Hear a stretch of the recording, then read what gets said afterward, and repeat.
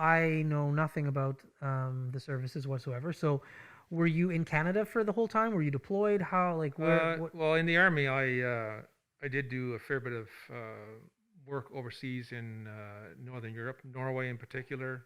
Okay, It was a Cold War. It was the early '80s. A lot of work up in the Arctic, Canadian Arctic. okay, Um, then I got sent to teach in combat school in Petawawa, Ontario. Spent a couple of years teaching there, and then I had two children, and I did some reflecting on my life and mm, looking forward, seeing where I wanted to go and where I wanted to be. right, So upon a recommendation by my commanding officer, I applied for commissioning to become an officer, and yeah, that's kind of how I segued into going to military college and becoming an officer, naval officer.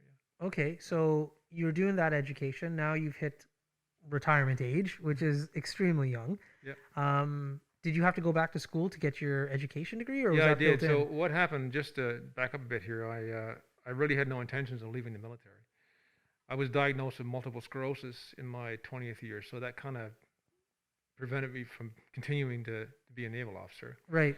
So the military assisted me in that transition from military to civilian life, and I'd already had a degree from military college, so I had to get a education degree. Yeah. So as part of my transition to civilian life, they did assist me in achieving the degree. So I went to Acadia University and got my education degree. Okay. And once I finished my degree, I officially left the military Right. and started my life as a teacher. Now, What a deadly old way to end another morning show. Later, boys. It's so ballistic!